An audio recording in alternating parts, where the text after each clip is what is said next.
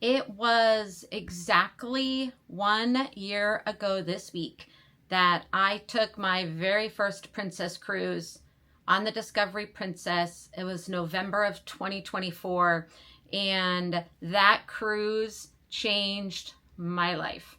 It was my very first princess cruise, my third ever cruise, and that week literally was such a turning point and who I am today, and the reason why I'm sitting here on a cruise ship, living on cruise ships for the last 10 months. So I just wanted to talk a little bit about that experience and the things that have happened to me since then. So if you recall on my very first video of why I live on cruise ships, I talked about a group cruise. We did 7 days on the Discovery Princess. It was LA round trip. I wanted to meet other people that love to travel, want to travel full time, and even people that were either starting a YouTube channel or thinking about starting a YouTube channel.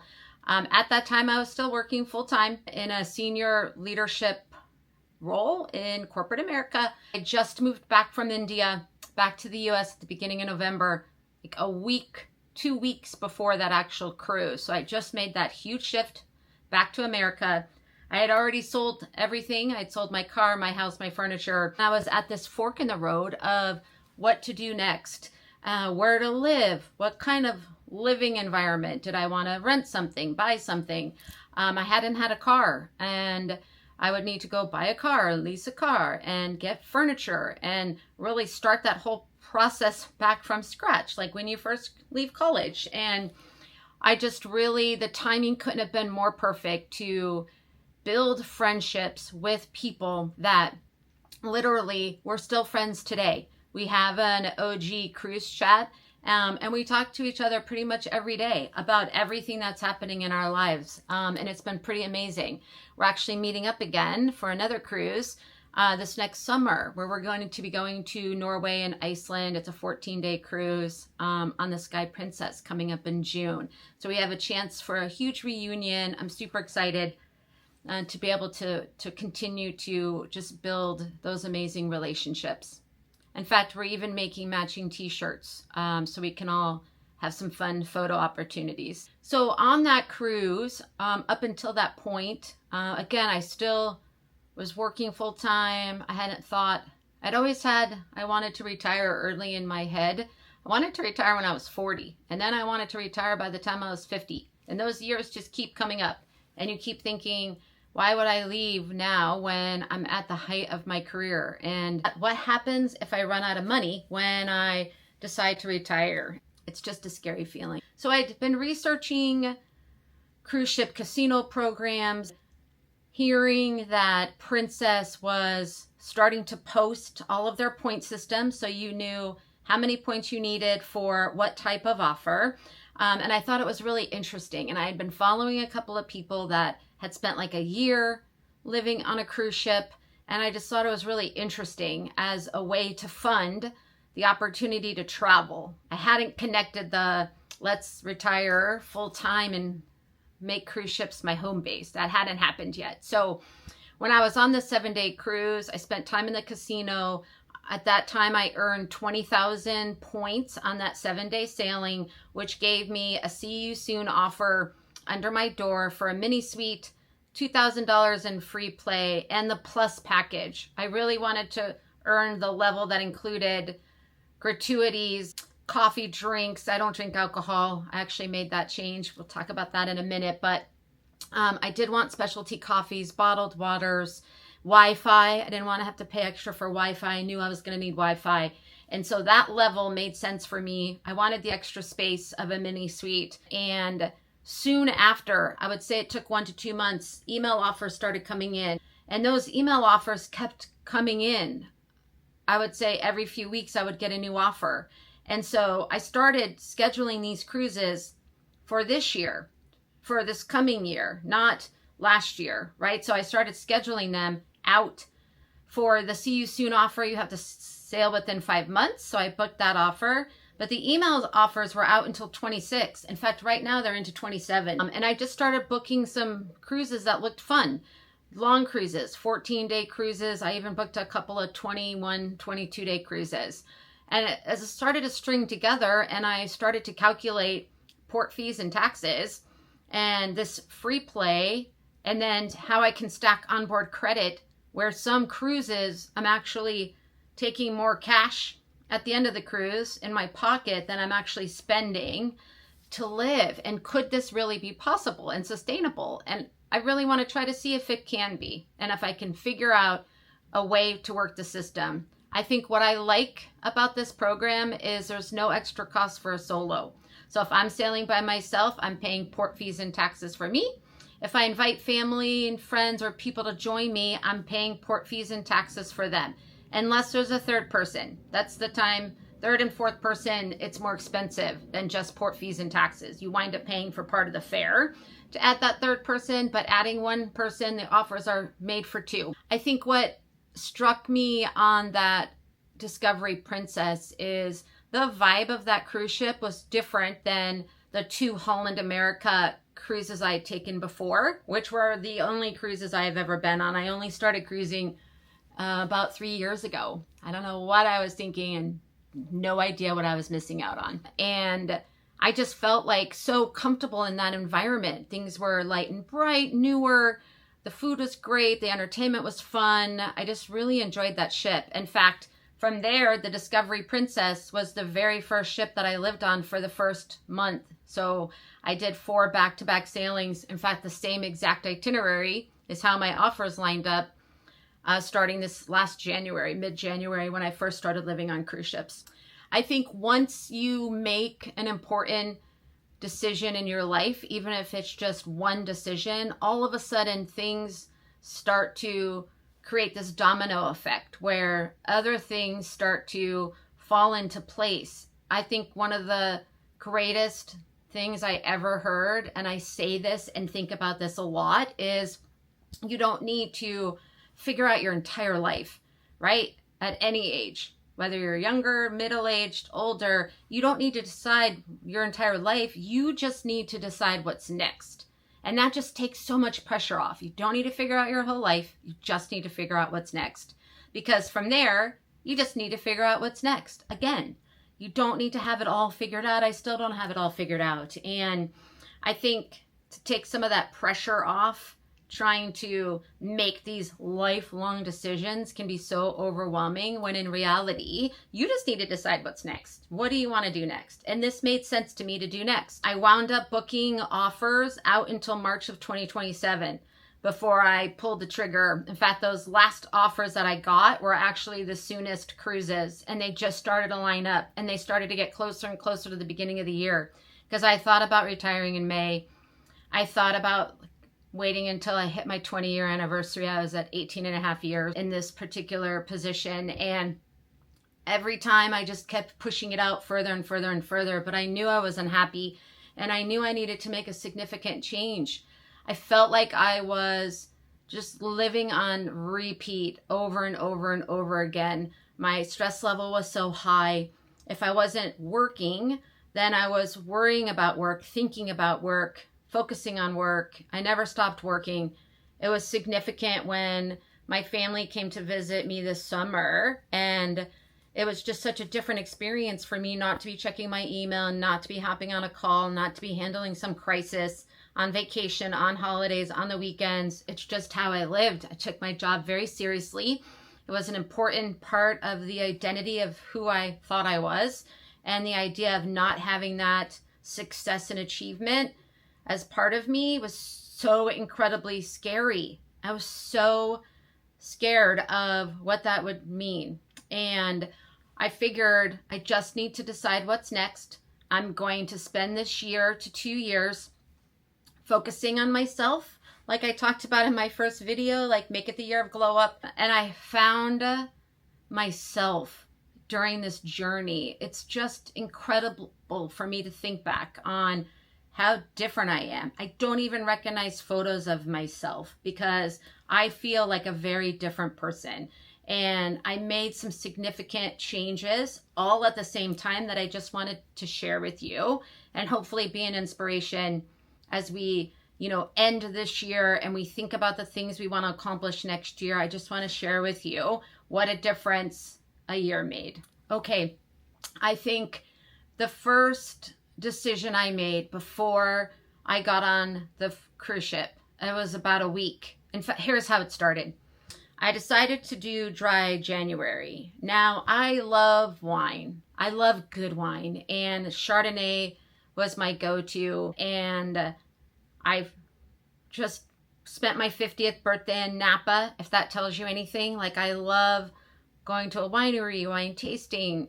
Having wine is just a habit that was ingrained in my life. It was embedded in just at the end of the day, you're done working. I was looking forward to that glass of Chardonnay. I felt like I deserved it. I felt like I earned it and that I needed it to relax and to sleep. And it just had been a part of my routine for a very long time. I'd started out just, let's do dry January. But then the 9th of January, literally I remember these days, we were going down to Tucson to go meet up with some friends and some family. Had this plan, and then I felt like as soon as I got to Tucson, I just felt like I wanted some Chardonnay, even though I had made it 9 days into my dry January. And we went out, drinking at brunch. We were drinking at dinner. We were drinking in our Airbnb.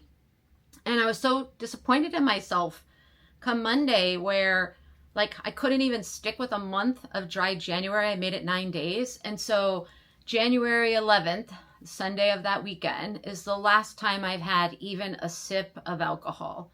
So I'm completely sober, and I made the decision at that point because I actually have a drink package. In fact, right now I'm on a premier drink package, which is the better wine, the better alcohol, and it's unlimited. There's not 15 a day. And that thought scared me because I felt like I don't have meetings in the morning and work. I don't have anyone to be accountable to. And I have unlimited alcohol that's already paid for. And alcohol is everywhere on a cruise ship. It's stocked in my fridge. They bring me bottles of wine. There's alcohol tasting events. There's alcohol literally in the hallways when you're walking around. I mean, it's a very alcohol-driven environment. People are on vacation. I get it. This is not judgment to anyone. I just felt like I had two choices. Again, I'd crossing the road, and I could go down the path of I'm going to focus on my health and fitness and be sober, or I'm probably just going to be drunk the entire time. I don't think there was anything that would stop me from doing that. There was no reason to say no.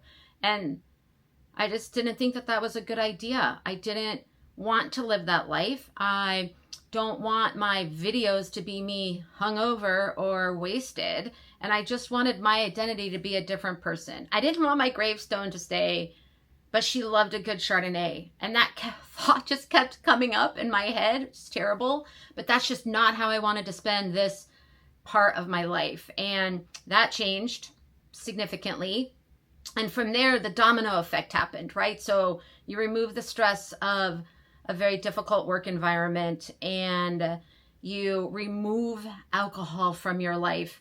Now, all of a sudden, my health and fitness became a priority and a much easier opportunity to eat healthier because I wasn't drinking. So I wasn't getting the calories. I wasn't taking in snacking on foods that were unhealthy as I was drinking, and you sort of start to think chicken wings sound good. And I wasn't hungover. I haven't had a hangover in almost a year. And I find myself going to the gym, wanting to go to the gym, walking a lot. There's such an opportunity to, in my opinion, eat healthy and be very physically active when you have environments like this outside and you just wander and take a walk or a hike, or you go snorkeling and you're up and down stairs. I take the stairs all the time.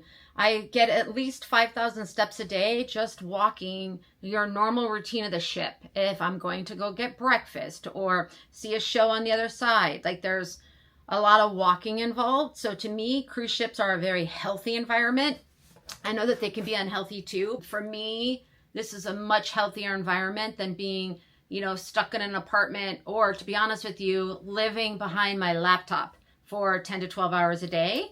And that's just the work time, right? Not the other sitting, watching Netflix at night. Like I lived a very sedentary life and now I don't. And so not only have I been sober for almost a year, but I've also lost almost 80 pounds, which is so significant. So I still have about 20 more to go to get to my, what I think is a good goal weight.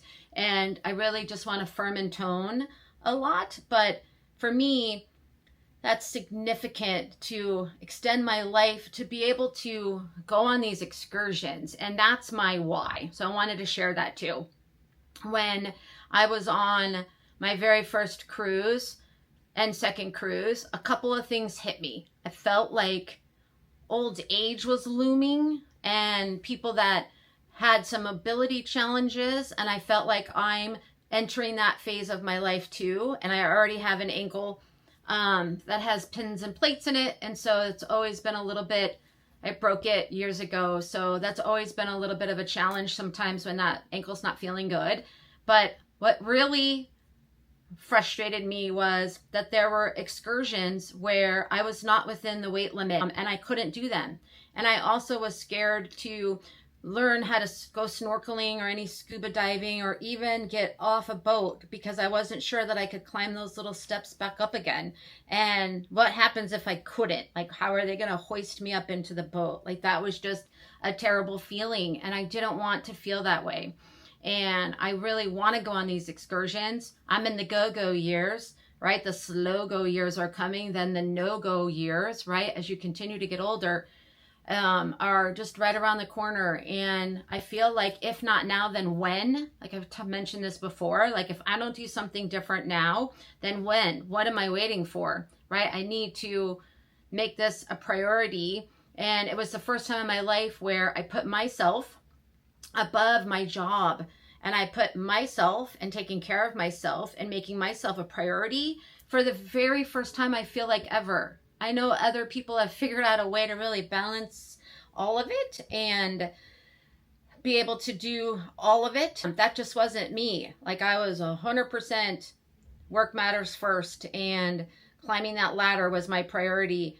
But now I'm focused on I'm first, and staying sober, eating healthy, being physical every day are non-negotiables from now on. I'll never go back to that person.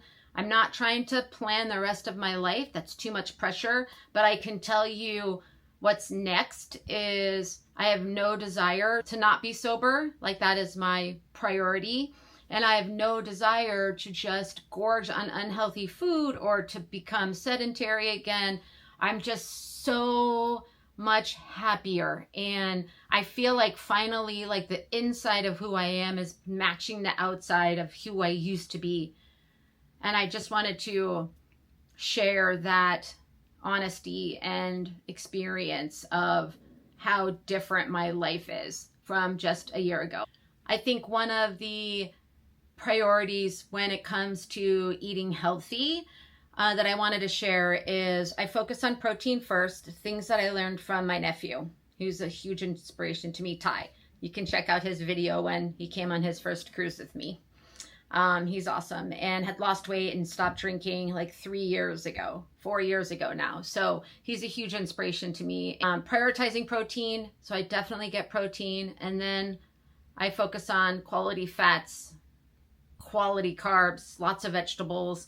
And I watch my sauces. I watch my dressings. I have them cook my food without oil because I don't want seed oils. I'm going to do a whole video about how I stay sober on a cruise ship, or all the things that you can do that don't involve alcohol if you're just wanting to scale back a bit, or if you're sober curious, or I think there's a whole movement of people that are not wanting to drink alcohol anymore, and the culture of our society is changing, which I'm really excited for. And if I can be a part of that shift, I'm really happy to, because alcohol's everywhere, and I have definitely found a way to not feel left out or to not enjoy this journey, and I've been able to figure out how to do it and not need alcohol. So I can do a whole video just on that topic, and then also how to eat healthy on a cruise ship, because there's tons of options and the chefs will cook things however you want them. So they're very accommodating. So again, I get my eggs cooked without oil and ask for oils and butters to be on the side. They don't even bring me rolls when I sit down for dinner anymore. And I definitely don't need a dessert at breakfast, lunch, and dinner, because that also seems to be the norm. Are you sure I don't want dessert? Like, they're almost upset sometimes when I'm getting up to leave. And I'm like, no, honestly, I'm good. I just stick with the sugar-free desserts if I'm feeling like I need a little something. So I think one of the sayings that my nephew told me that just clicked for me is, I always felt that people that went to the gym rats, loved the gym, that they woke up, they couldn't wait to go to the gym. And he's taught me that's not true at all. So he said, you don't always feel like going to the gym. Many times he doesn't feel like going to the gym at all. The feeling comes when you are done working out. That's where the feeling comes from. So motivation's fleeting, right? The motivation, the feeling of wanting, the good feeling doesn't happen before you do the action. It comes after the action. And I think that's so simple, right? But absolutely a game changer, because now I just go to the gym because I know the feeling after is going to feel great. And it doesn't happen immediately. I am not a gym rat at all. It doesn't happen immediately. It does take time. It takes a few months, to be honest, before you're like, okay, now this is starting to click. And now I don't hate going to the gym at all, but I don't always love it. Sometimes I just know that I need to get it in, because I try to go to the gym when it's not crowded and I don't have to wait for machines to be available. I can do 2 machines sometimes at the same time, upper and lower body, to get my workout done. So I just think that was really helpful, and it's something I think about all the time. I'll continue to share more of this sober journey, this healthy journey, this year of glow up, and prioritizing myself on a membership community page that I'm starting. And I'll include the information in this description. If you'd love to join, that would be awesome. I'm also going to be scheduling some group cruises and just sharing things that are behind the scenes. Not always 100% cruise oriented. YouTube doesn't like when you divert from your core topic of your channel. And so I'm going to put this on a membership page. There'll be more interaction. We'll have like some contests and some prizes. And I just want to make it a really fun, positive, inspiring community for everyone to be a part of. So feel free to join. I'd love to have you. I think what I'm so incredibly grateful to all of the people that have been part of this journey, my family, my friends, the folks that I met on the very first cruise. Special shout out to Shane, who helped me make my first video. If it wasn't for him, I'm not sure this channel would have even gotten started. We spent like 2 weeks in Vietnam just working on that first video. So just so thankful when you think about how many things all needed to come together in order to be sitting right here in Honduras on the Star Princess, with this being the scenery all around me. Unbelievably grateful. I can't even imagine how different my life would be right this moment if all of those different things didn't happen.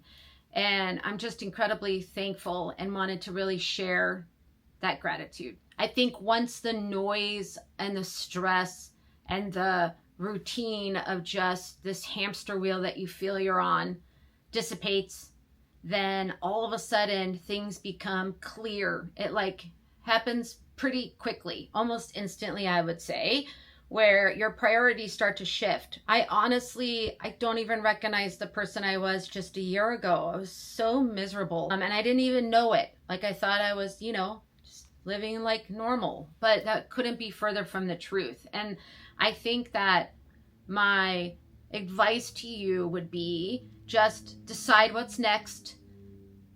Do that thing, take that chance, that risk, be fearless, and know that you can always go back to what you knew. I think that's the biggest advice too, is you know how to do what you're doing now. You know how to do the job you're in. You know how to do the life you're living, the place you're living, how you're living. You already know how to do that, right? You're doing it. So you can always go back to what you know. You always can, because that will always be there. That'll be easy. You know how to do that. Go do the thing that you don't know how to do. Go do the thing that scares you, the thing that makes you excited and nervous all at the same time. Knowing that if you hate it, guess what? You can pivot, you can change, You don't have to do that forever, right? It was just your choice for what's next.